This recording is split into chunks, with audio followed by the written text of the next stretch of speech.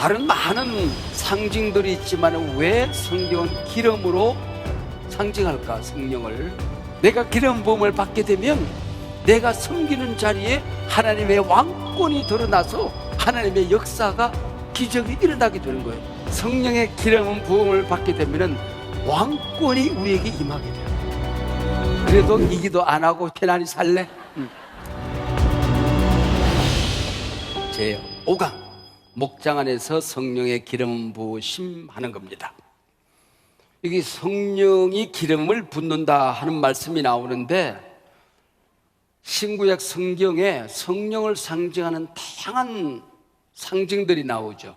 우리가 잘 아는 대로 물, 불, 바람, 도장, 인, 그리고 기름이라는 상징이 나옵니다. 성령을 받는다, 성령이 임한다라고 하는 동사가 신약 성경에 너무 많이 나오는데 이건 정의가 불가능합니다. 왜냐하면 똑같은 단어인데 그 맥락에 따라서 다른 뜻을 가지고 있어요. 또 다른 영어인데 맥락에 따라서 같은 의미로 쓰여질 때가 많이 있거든요. 성령이 임한다, 임재한다, 내주한다, 거한다, 함께한다, 받는다, 충만하다, 세례를 받는다, 마신다, 부어주신다, 기름을 부어주신다, 인치신다, 선물을 주신다, 역사한다, 정언한다, 조명한다, 내려온다, 도우신다, 인도한다, 탄식한다. 이 성령에 관한 굉장히 다양한 동사들이 등장을 하고 있습니다. 그런데 오늘은 동사나 성령의 기름 부으신다 하는 이 내용을 가지고 우리가 함께 공부를 하도록 그렇게 하겠습니다. 다른 많은 상징들이 있지만 왜 성경은 기름으로 상징할까? 성령을. 그리고 또 성령으로 기름 부으신다는 말은 다른 용어들과 어떤 차이가 있는가 하는 것을 살펴보면 우리가 목자로서 또 교회의 사역자로서 교사로서 곳곳에서 섬긴다는 것이 얼마나 엄청난 것인가를 깨닫게 된다고 하는 것이요. 그래서 우리가 신년 한 해를 시작하면서 성령으로 기름 부어 주소서라는 이 기도가 얼마나 절박한 기도인가 하는 것을 우리가 깨닫게 됩니다. 덜 밝히죠. 여러분, 예수님이 좋아요? 그리스도가 좋아요? 대답은 속으로. 예수 믿어요? 그리스도를 믿어요? 역시 속으로. 정확한 용어는 예수를 그리스도로 믿는 겁니다. 예수를 그리스도로 믿는 거지 예수를 믿거나 그리스도를 믿는다는 말은 무슨 뜻인지는 알지만은 정확한 용어는 아니다 하는 것이죠. 그 가운데 그리스도, 이 말이 무슨 말인고 하니 기름 부음을 받으신 자, 그런 뜻입니다. 구약 성경에 기름 부음을 받아서 그 직임에 나서는 직임이 세 종류가 있죠. 왕, 제사장, 선지자입니다. 예수님을 그리스도 기름 부음을 받은 분이라고 우리가 부르는 것은 메시아란 의미고 온전한 왕, 영원한 왕, 온전한 제사장, 영단번 제사로 의뢰 모든 죄와 모든 저주를 해결하신 분, 영단번, 한 번에 모든 것을 해결하시고 영원히 그 효과가 있다는 의미가 영단번이라고 얘기를 합니다.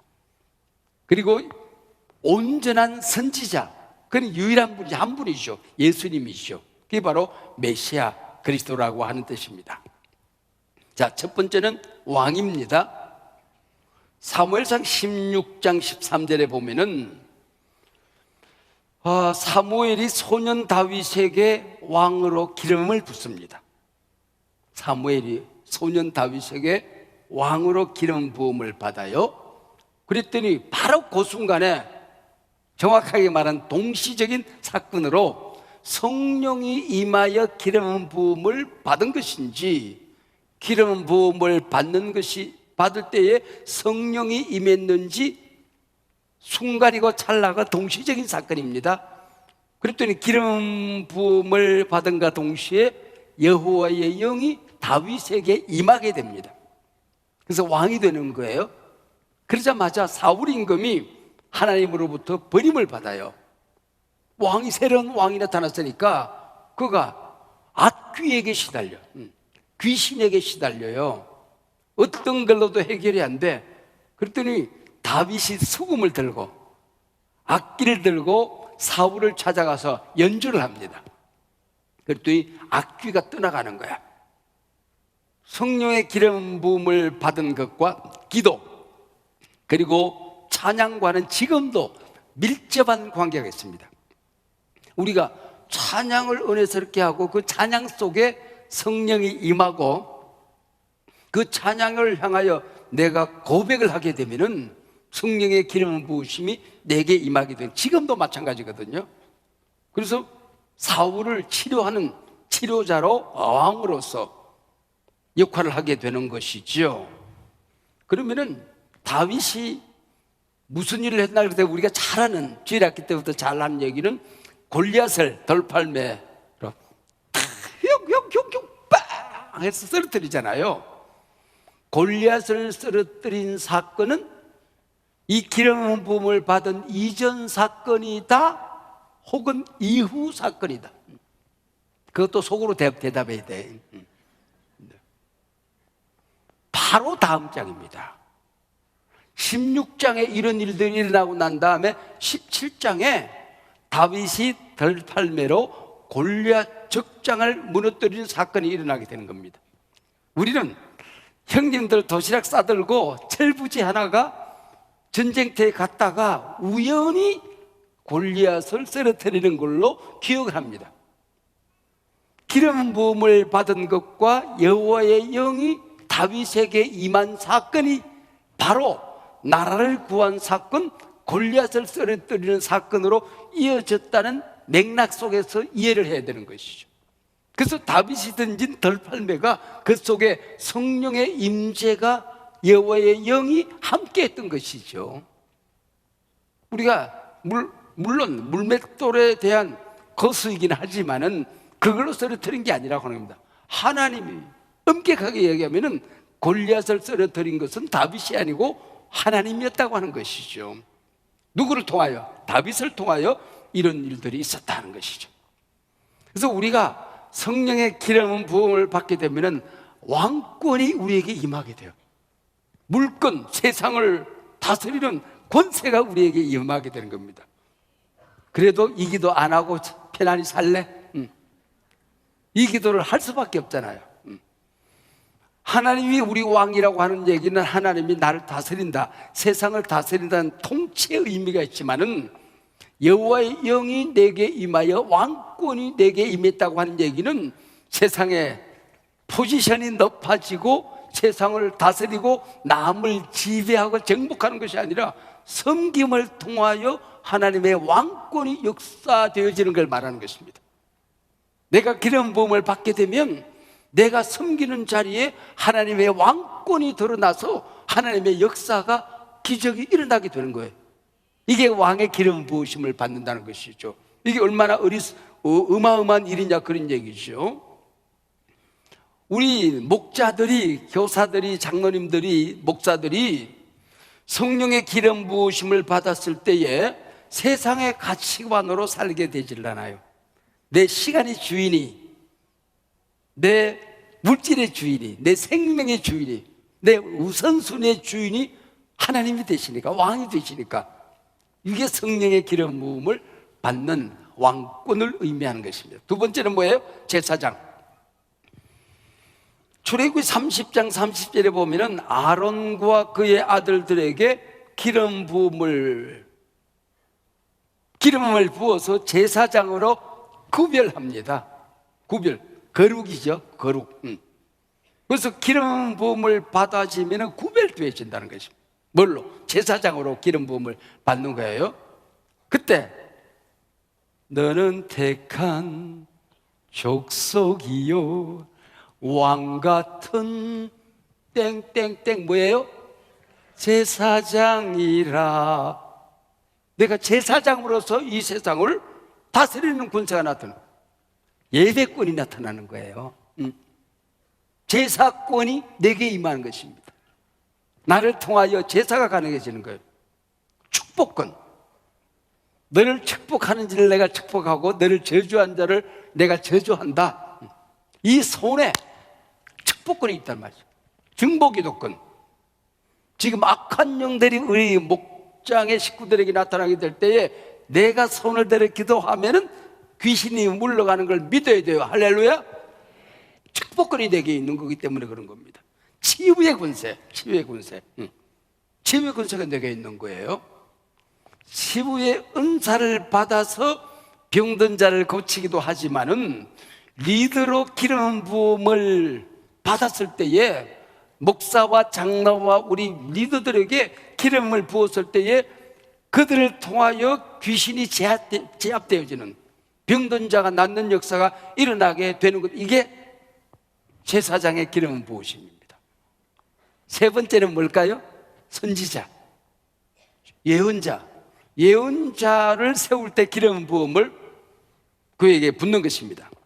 열왕기상 19장 16절에 보면은 엘리야가 이제는 내가 이제 사역을 갈무리하고 하나님께로 가야 되겠다고 생각하고 있을 때에 하나님께서 왕에게 기름을 부어서 이 나라를 든든히 세워라.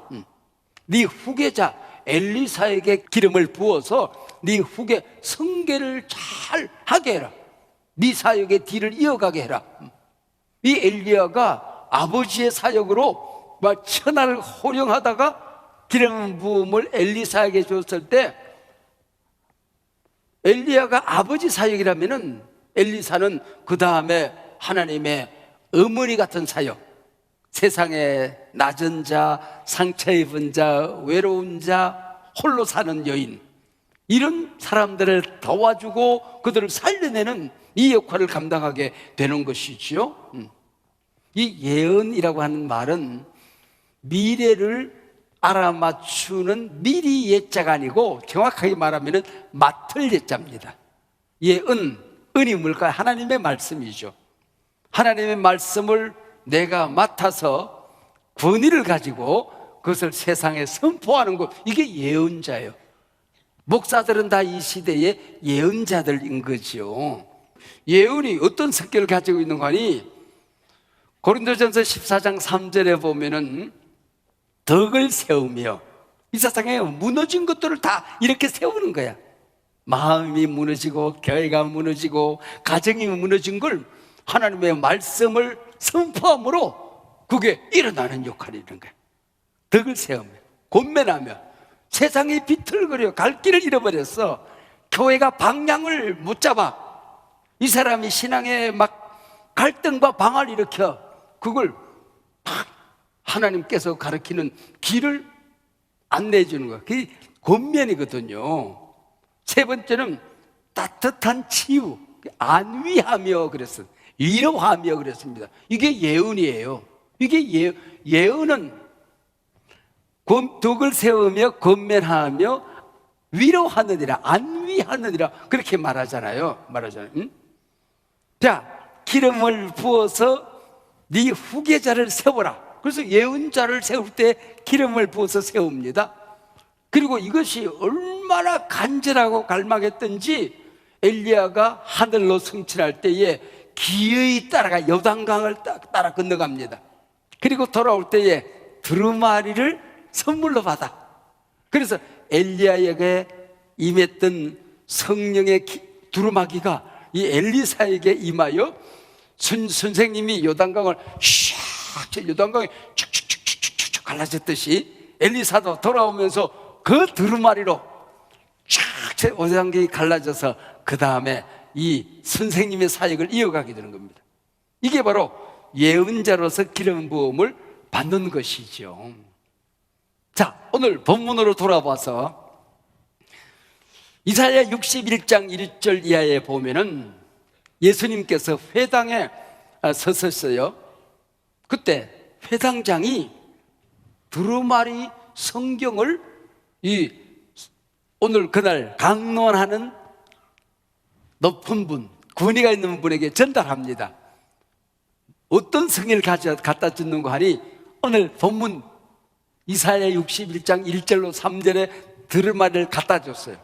그걸 쫙 펼쳤더니 주 여호와의 영이 내게 내리셨으니 이는 여호와께서 내게 기름을 부어사 가난한 자에게 아름다운 소식을 전하게 하려 하심이라. 나를 보내사 마음이 상한 자를 고치며 포로된 자에게 자유를, 갇힌 자에게 노임을 선포하며, 그리고 촥촥촥촥 나가는 거예요. 그리고 펼치시고 예수님이 뭐라고 그러는 거 아니? 누가복음 4장 18절에서 예수님이 이 말씀은 메시아 하나님의 아들 나를 일컬어서 예언한 것이다. 이 말씀이 오늘 이 땅에 임했다.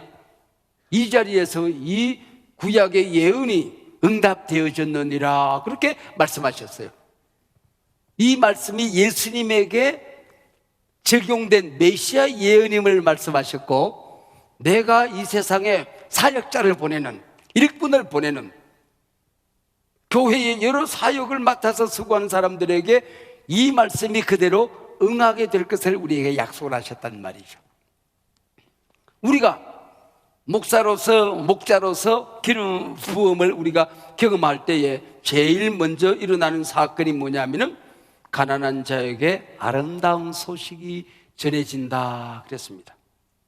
여기는 영적인, 심리적인, 또 육체적인, 환경적인 모든 가난을 의미합니다.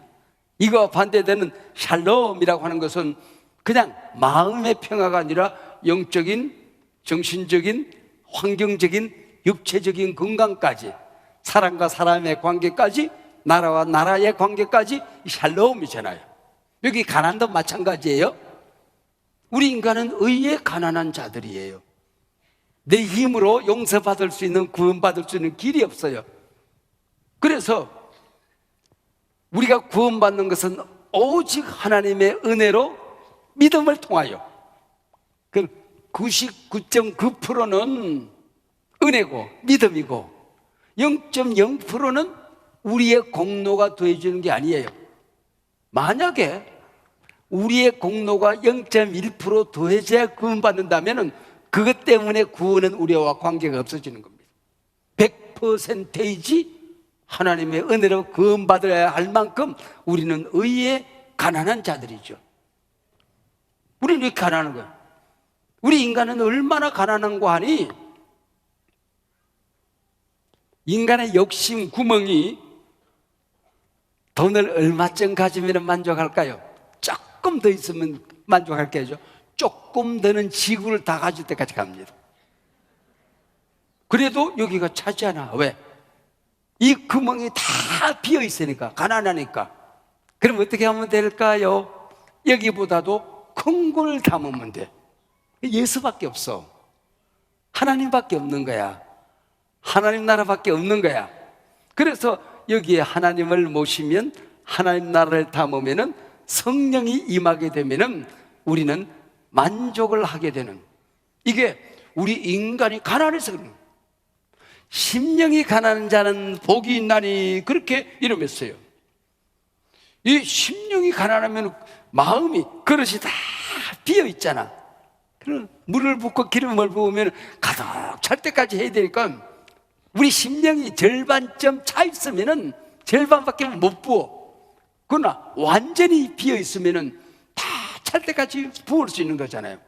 그래서 우리의 믿음의 그릇, 심령의 그릇이 완전히 비어 있어서 목마른 상태, 배고픈 상태, 이게 심령이 가난한 거거든요. 히딩크는 아직도 우리는 배가 고프다 그랬잖아. 성령으로 사역을 하는데, 은혜 받을 만큼은 받았는데 아직도 우리는 갈망한다, 갈증이 일어난다, 배고프다. 그게 심령이 가난한 거란 말이죠. 두 번째, 성령의 기름 부으심이 있을 때에 이사야 61장에서 마음이 상한 자를 고친다, 그렇게 말했습니다. 이 세상에 상처 없는 사람은 없어요.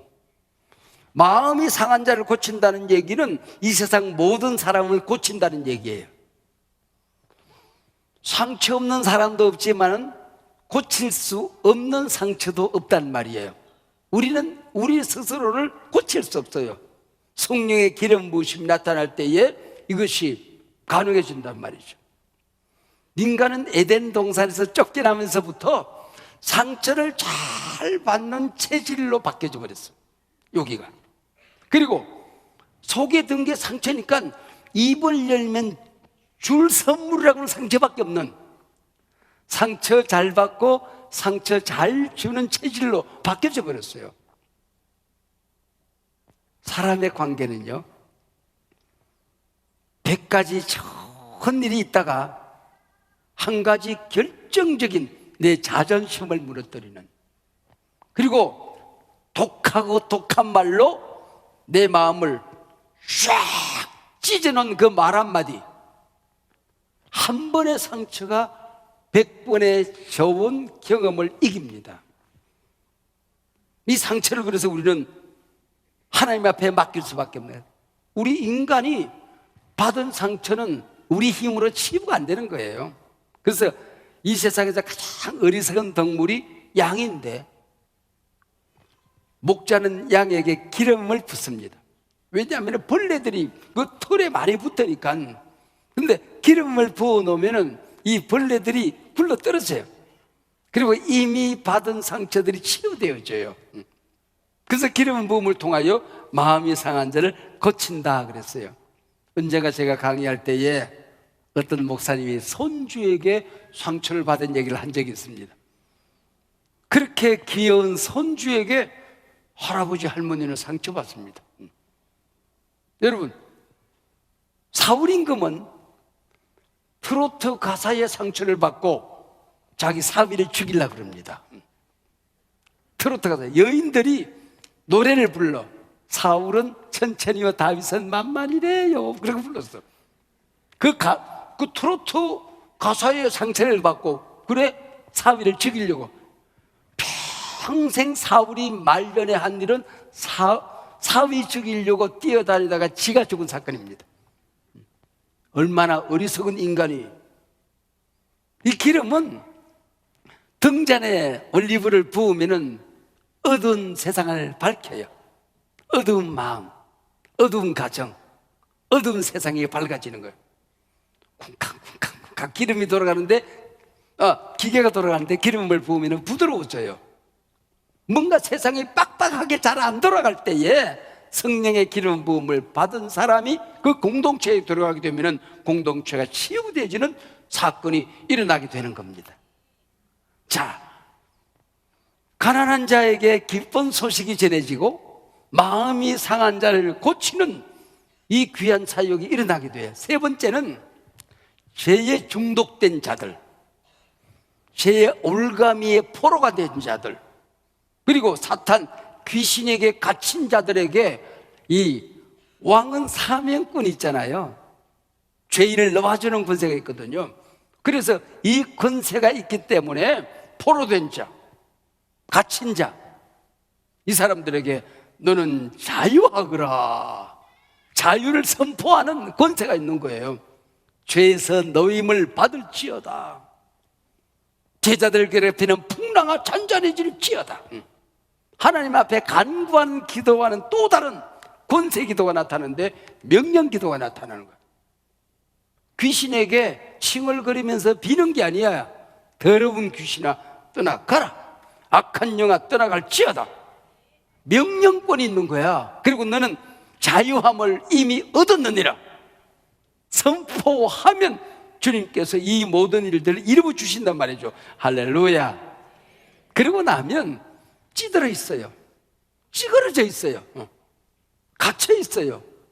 위축되어 있어요. 당당함이 없어요. 그런데 이런 기름 부으심이 나타날 때에 축제가 일어나게 돼요. 예배의 축제, 사업의 축제, 가정의 축제, 부모와 자식의 축제, 친구 간의 축제. 여호와의 은혜의 해와 우리 하나님의 보복의 날을 선포하여 모든 슬픈 자를 위로하되, 보세요, 무릇 시온에서 슬퍼하는 자에게 화관을 주어 그 죄를 대신하며 기쁨의 기름으로 그 슬픔을 대신하며 찬송의 옷으로 그 근심을 대신하시고 그들이 의의 나무 곧 여호와께서 심으신 그 영광을 나타낼지라 일컬음을 받게 하려 하십니다. 우울했던 걸 다 벗어던지고 죽지 않은 삶이 된다는 말이죠. 죽지 않으면 목장이 되는 것, 좋은 일이 많아지는 역사가 일어나게 된다. 이게 바로 기름 부음을 받았을 때의 일입니다. 기름 부음은 이런 어마어마한 역사가 일어나게 되는 거예요. 자, 정리해보면 성령의 기름을 부어주신다 그랬을 때에 구별해서 너 내 거야, 너 내 거야, 이게 기름 부음을 받는 사건입니다. 그리고 내가 너에게 귀한 내 일을 너한테 맡길 거야. 네가 하는 일 그거 내가 해야 되는데 네가 대신하는 거다. 어디에 가든지 간에 내가 너를 보호한다. 그리고 고린도후서 1장 21절 22절에 보면은 보증이 되신다 그랬습니다. 믿음도 약한데 우리 목장에는 믿음 좋은 고참들, 나보다 나이가 많으신 분, 또 교회 직분도 훨씬 더 나보다 먼저 받으신 분들이 그 안에 계셔. 그런데 이 목자에게 성령 기름 부으심을 주셔서 도장, 네가 하는 모든 사역은 내가 너에게 맡긴 거야. 내 건데 너한테 맡긴 거야. 모든 권위가 너한테 있어. 도장 꽝. 너희들 못 건드린다. 내가 기름 부어 세운 사람을 건드리면 내가 관두지 않는다. 법정. 그게 고린도후서 1장 21절 22절이에요. 내가 목자로 교사로 사역자로 섬길 때에 하나님의 기름 부으심이 나타나서 보정하는 사건이 일어나게 되더라 그런 얘기죠. 그런데 이것이 한 사람 사역자들에게 있을 뿐만 아니라 두세 사람이 내 이름으로 모인 곳에 나도 그들 가운데 함께 있으리라.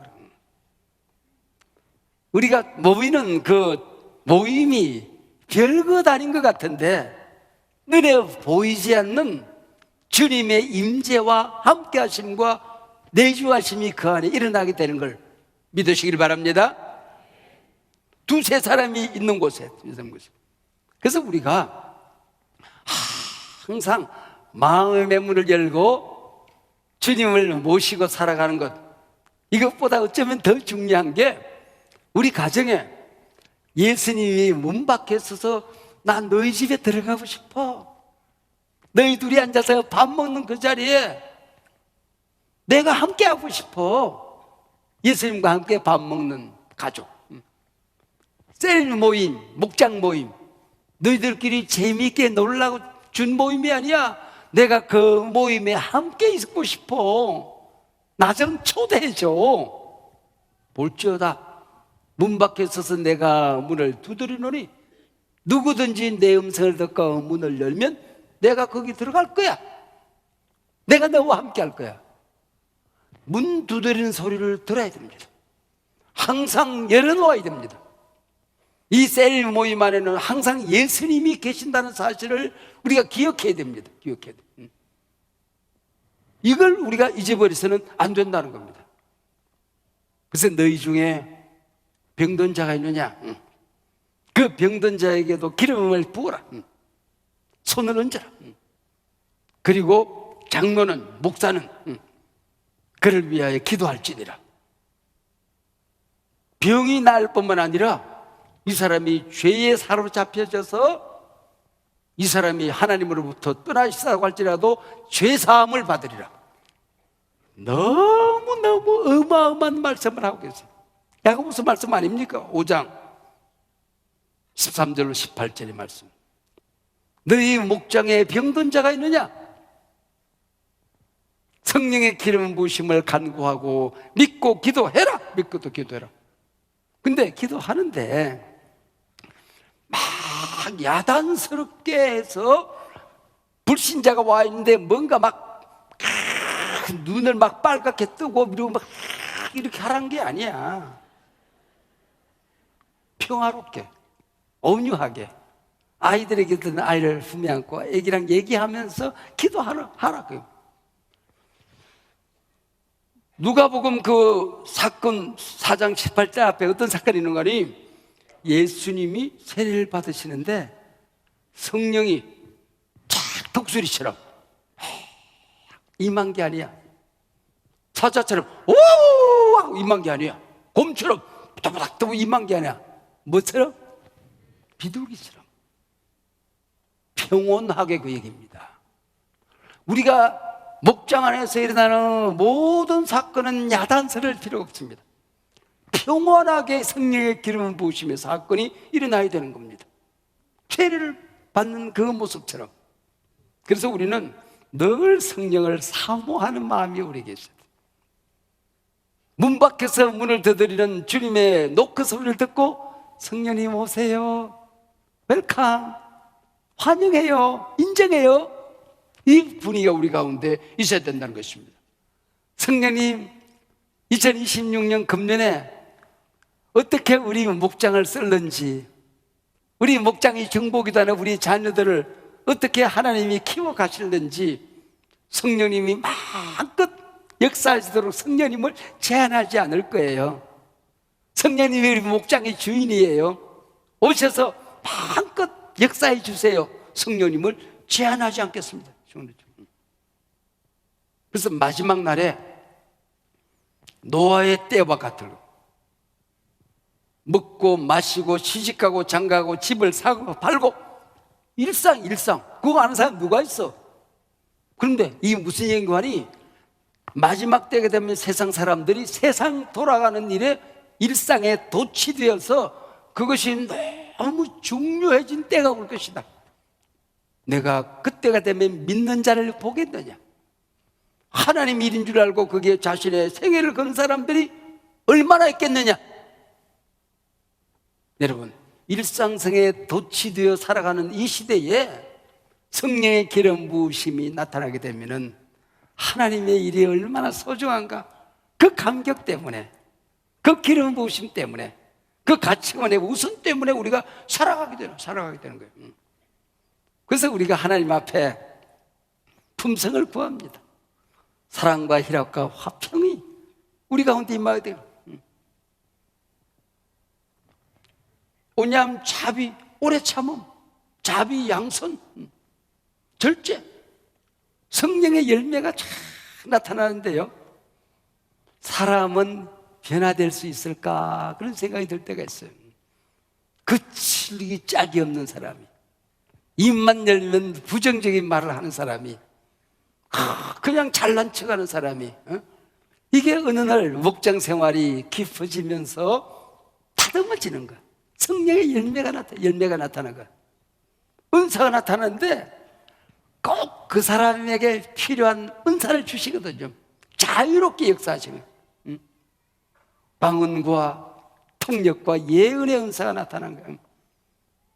이게 특별히 리더들에게 예언의 은사가 나타나는 거예요. 예언의 덕을 세우며 권면하며 치료하는 성령의 은사가 나타나기 시작하는 거예요. 나도 모르는데 언젠가부터 하나님의 말씀이 생각이 나. 미리 준비한 것 아닌데 한마디로 어깨 툭 두드리면서 했던 말이 하나님의 말씀이 여기 책장에 정리되어 있다가 그게 나와서 그 사람을 타치를 해. 내가 이렇게 지혜로운 사람이 아닌데 지식과 지혜와 영분별의 은사가 나타나는 믿음의 은사와 병고침의 은사와 기적을 행하는 능력을 행하는 은사가 있어서 우리가 기적이 어저께도 읽었던 것처럼 많이 날마다 일어나는 이런 사건들, 이게 이루어지다니, 이렇게 어마어마한 일들이 일어나다니, 이런 성령의 은사와 성령의 열매를 사모하는 이런 일들이 일어나게 되는 겁니다. 저는 대학 다닐 때부터 우리가 다닐 때 참 묘하게도 성경을 연구하는 그 분들이 우리 주변에 있었어요. 그 이후 이분들이 사라졌어. 근데 나는 성경 연구 방법론에 대해서 얼마나 훈련을 잘 받는지 몰라요. 그래서 이미 어린 대학생 때에 성경 연구 전문가로 우리 교단에서 많은 것을 업적을 함께 남긴 몇 명 안 되는 연구가로 인정을 받았습니다. 어린아이들이 공부하는 그 공과책도 제가 많이 썼지만은 어른들이 공부하는 신약 성경이 두께가 뭐 이만해요. 복음의 삶, 구약도 이따만해요. 이따만해요. 그걸 몇 사람이 다 썼어요. 몇 년에 걸쳐서 책을 다 써서 우리 대선배들을 성경을 가르친 성경연구 전문가로 활동을 했어요. 그렇게 해서 신학교에 가서 성경연구 방법론 그렇게 가르치는 사람이 5명이 안 됩니다. 우리나라에. 근데 그 가운데 저는 신대본도 다니기 전에 장로회 신학대학, 서울 장로회 신학대학, 대전 신학대학, 한남대학교, 이화여자대학교, 이런 대학교를 다니면서 제가 성경연구 방법론을 강의를 하는 강사 역할을 했어요. 강사 역할을 했어요. 그런 역할을 많이 했어요. 그러다가 예수님의 나이, 똑같은 나이가 있었습니다. 저도 33살. 그때 잘생겼었는데 은날리게 날아갔어. 그때는 설교도 잘했는데 요즘은 설교가 잘 안 돼. 이게 젊었을 때 설교도 유창했는데 물론 더 하나님을 의지하고 깊어지고 뭐 다듬어지긴 하지만은 진짜 유창한 설교는 젊을 때 하는 거거든. 젊을 때 참 설교를 잘하는. 그래서 제가 33살에 전도사로 담임으로 갔다니까. 전도사로 담임으로 갔어요. 근데 뭐 하는 게 있나? 그래가지고 하나님 앞에 매일 기도하는 게 하나님 도와주세요. 살려주세요. 전 세계에서 가장 모르는 게 많은 담임이 하나 있다면 나 아닙니까? 어린 종, 한국교회의 막내 종, 나를 살려주세요. 그러다가 성령을 사모하기 시작했어요. 성령님을 갈망하기 시작했어요. 그러다가 불신자 전도하는, 그리고 또 우리가 지금 받은 예배 기름 부으심이 있는 예배는 어떻게 할까? 속으로 목장을 어떻게 만들어갈까? 성령의 임재가 아니고서는 인간 모임으로 끝난다는 것을 알게 되었어요. 아, 내가 먼저 성령으로 변화되어야 되겠다 싶은 생각이 들어서 배우러 다녔어. 배우러 다녔어. 그래서 막 배우러 다니다가 똑부러지게 가르치는 사람이 없어. 그래서 우리나라에 있는 서점이라는 스님을 다 뛰어다니면서 성령과 치유에 관한 책을 다 모으기 시작했어요. 그때 모으니까 하나 50권쯤 모이더라고요. 그래서 제가 장로님들과 우리 교인들에게 양해를 구하고 1년에 한 달, 2달을 휴가를 얻어서 서재를 떠나지 않아. 서재에서 책을 싸놓고 그 책을 읽기 시작했어요. 성경책을 사가지고 성령과 치유에 관한 게 있으면은 막 줄을 치면서 읽기 시작을 했어요. 그리고 책을 한 50권 읽고 성경을 그렇게 읽고 나니까 이게 막 성령의 임재가 있는 것 같은 그런 느낌이 있고 치유사역이 막 일어나는 게 눈에 보여. 그래서 어떨 때는 누가 한 사람 안 죽나? 그러면 내가 죽은 자에 살아나라 막 이러면 살릴 것 같은 막 그런. 실제로 제가 별세하는 분 앞에 가가지고는 막 이름을 부르면서 일어날지어다 막 그렇게 했어요. 그때 일어났으면 큰일 나죠. 막 왜냐하면 그때 이제 교주가 되기 시작했을 거예요. 막 뭐가 성령의 역사가 임한 걸. 그래서 나중에는 그게 너무 신나니까 너무 그쪽으로 기울어져. 이게 성경 연구 전문가가 이거 하루아침에 망가져.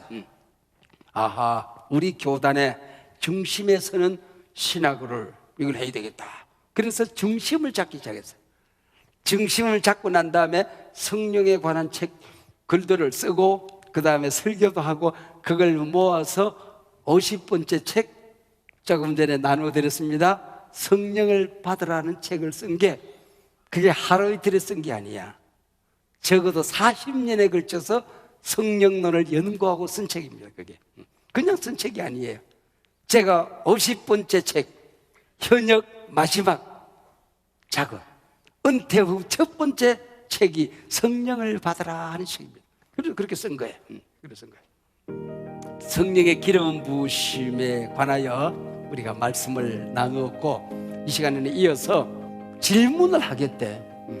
질문을 Q&A, 질문을 하면 그게 대답하는 그런 시간을 갖겠대요. 그래서 네, 먼저 여러분들이 아마 질문한 것 같아요. 맞습니다. 어제 Q&A 받아서 받았어요. 예, 궁금한 것들 먼저 1박 2일 동안 아주 명품 강의를 해주신 원로 목사님께 감사의 박수.